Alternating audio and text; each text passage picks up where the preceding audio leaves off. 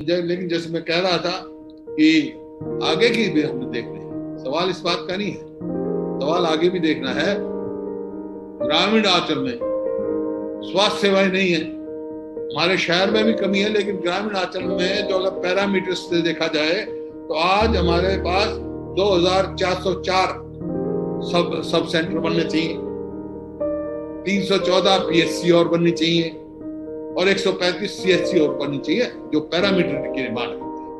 उन इंफ्रास्ट्रक्चर को आप पूरा करें। आज हरियाणा में ठीक है जो बचाव हुआ है उसमें अगर किसी का योगदान है डॉक्टर के और कोरोना योद्धाओं के अलावा इंफ्रास्ट्रक्चर का हुआ है। अकेला जो आप देख रहे हैं सेंटर जो ये कैंसर इंस्टीट्यूट है 6,000 उन्होंने जान बचाई है, जान मरीजों को ठीक किया है। इस प्रकार आप करनाल मेडिकल कॉलेज देखें, आप खानपुर मेडिकल कॉलेज देखें, आप फरीदाबाद का ईएसआई मेडिकल कॉलेज देखें, आप मेवात का मेडिकल कॉलेज देखें और जितने हॉस्पिटल बड़े बड़े बनाए हैं वो सब इंफ्रास्ट्रक्चर के हैं। तो आज सवाल पूछ रहे हैं लोग, भाई तुम आगे के लिए तैयारी क्या कर रहे हो? फर्स्ट वेव के बाद और सेकंड की वेव के बीच में क्या तैयारियां की आपने?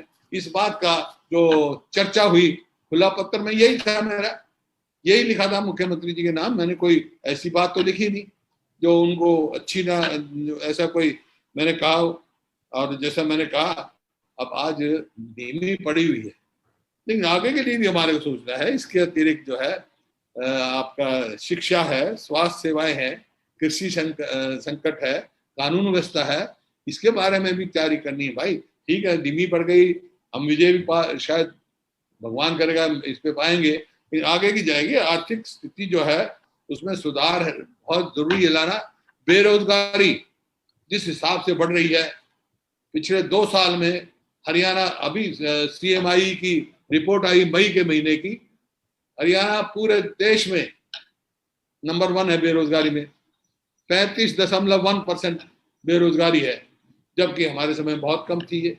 तो उससे निपटना है, उससे निपटने के लिए ठीक है, इससे लड़ने के लिए हमारे को जो है वो चाहिए जैब लगा रहे हैं हम अपना।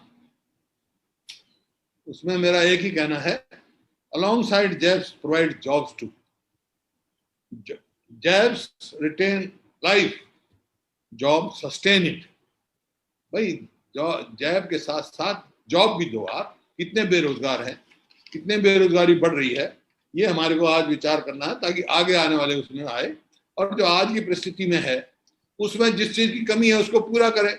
आज पीजीआई रोहतक में ब्लैक फंगस से एक एक करके मर रहे हैं, दवाई की नहीं मिल रही।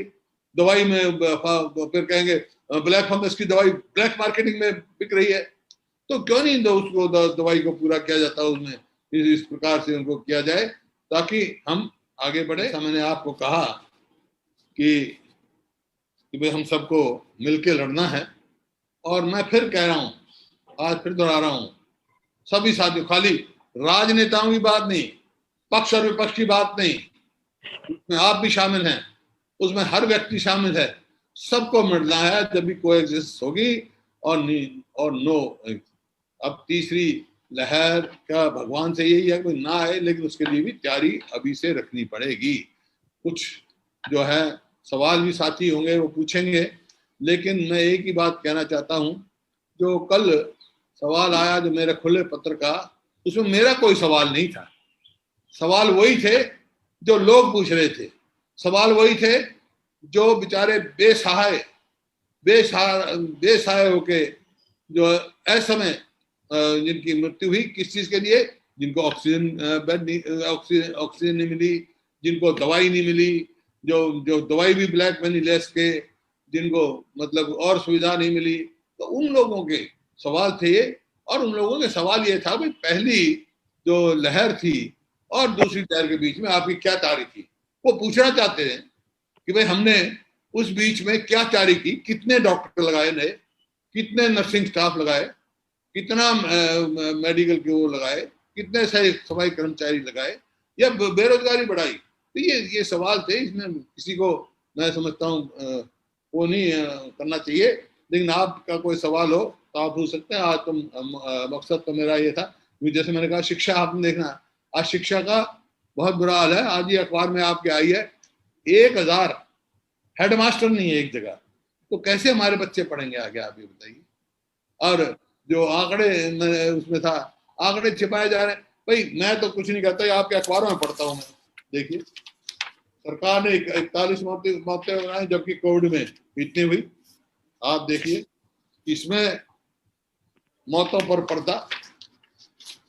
पर्दा, ये आप देखिए इन जिलों में।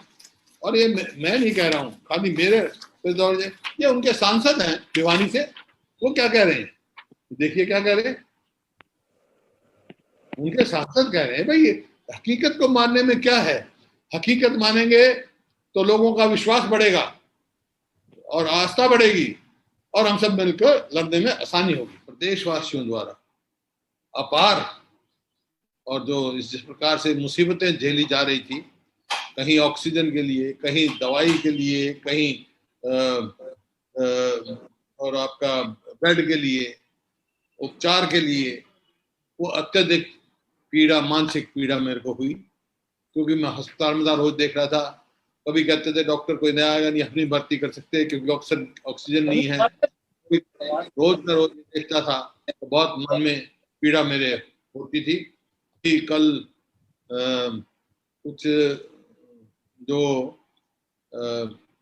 मुख्यमंत्री जी ने खास तौर पर जो ऑर्फन बच्चे हैं जिनके माँ बाप चले गए, उनके लिए कुछ घोषणाएं की हैं, केंद्र ने भी की हैं, बड़ी अच्छी बात है। लेकिन पहले मैंने एक निवेदन किया था कि भाई जो कोरोना की मृत्यु हो गई जिनकी, उनको 5-5 लाख रुपए देना चाहिए, क्योंकि उनको जो है एक बच्चों का तो करना ही चाहिए, लेकिन कोई ब्रेड अर्नर है जो रोटी कमाता था वो नहीं रहा, बड़ी मुसीबत के सामने है, तो सबको 5-5 लाख का कंपनसेशन देके और जो बच्चों की दी है और उनका स्कॉलरशिप दें। वैसे तो ये पहले 1 मार्च 2009 से शुरू हुआ था, उस टाइम अमाउंट थोड़ा था, लेकिन आज अमाउंट बड़ा है, अच्छी बात है, तो ये अच्छा है। लेकिन उनको भी दें जिनको हम नहीं बचा सके, तो उनको भी 5-5 लाख रुपए दें। ये बात ठीक है कि आज लहर जो है धीमी पड़ गई है, लेकिन ये मत समझे कि भाई हम बिल्कुल विजय पा चुके हैं इनके ऊपर। लहर धीमी पड़ी है तो हमारे को आगे की तैयारी करनी है। आज भगवान ना करे, भगवान से यही प्रार्थना है कि तीसरी लहर नहीं आएगी, लेकिन जिस प्रकार से आज मुख्यमंत्री महाराष्ट्र का बयान आया है कि बॉम्बे में तीसरी लहर बच्चों में आई है, आनी शुरू हुई है, वो एक चिंता की बात है। तो उसके लिए हमारे को पूरी तरह से तैयार रहना चाहिए, आगे की तैयारी रखनी चाहिए और सबको मिलकर लड़ना है। हमारे कोई इसमें मतभेद नहीं है, सबको लड़ना है। बेसिक प्रिंसिपल इसका यही है, को एग्जिस्टेंस और नो एग्जिस्टेंस। या तो हम सब इकट्ठे मिलकर लड़े, को एग्जिस्ट करें, या नो एग्जिस्ट करें, कोई नहीं बचेगा। और कल जो है जब वैक्सीनेशन की बात हुई, आज वैक्सीनेशन ही एक हथियार है। प्रधानमंत्री भी बार बार कह रहे हैं, सारे मुख्यमंत्री कह रहे हैं कि एक वैक्सीनेशन ही हमारे पास हथियार है जो आगे के पीढ़ी को भी और हमारे यहाँ बचाव का काम कर सकती है। लेकिन कल मुख्यमंत्री जी ने अपने उसमें जो कहा, मैं उस बात से सहमत नहीं हूँ कि उन्होंने कहा कि हमारे पास 2 लाख डोजेज हैं, लेकिन हम गोश्त रोज चलेंगे, रोज की जो है 20,000 लगाएंगे, नहीं तो एक दिन में जैसे किसी दूसरे प्रदेश का नाम दिया उन्होंने 2 लाख लगा। भाई 2 लाख लोगों को तो लगाओ, पहली डोज लगने से भी 70% बचाव हो जाता है। उसको मतलब धीमी गति की बजाय तेज रफ्तार करनी चाहिए। और अब तो 50,000 की बात नहीं, जो इनका रिकॉर्ड बताता है वो कल जो है 20,000 लगी है। तो 20,000 लगी हैं और कई जिलों में तो बिल्कुल इतनी थोड़ी लगी है, जैसे हिसार में 122 है, नूह में 110 है, सिरसा में 150 है, महेंद्रगढ़ में 335, चरखीदादरी में 151। इस प्रकार से तो कई महीने और वो बीत जाएंगे। तो जितना बचाव हो सकता है इसकी जो गति तेज करनी चाहिए। और मैंने पहले भी कहा था कि मैं कोई राजनीतिक तौर पे न राजनीतिक का समय है, लेकिन नेता विपक्ष के नेता नाते मेरा नैतिक और संवैधानिक अधिकार है कि जो लोगों की पीड़ा हो उसको मैं उठाऊं, सरकार तक पहुंचाऊं और उसमें जो भी समाधान में सहयोग जिसका भी हो सके उसके लिए मैं तैयार हूं। आज फिर कह रहा हूं कि मैं इस बात का तैयार हूं।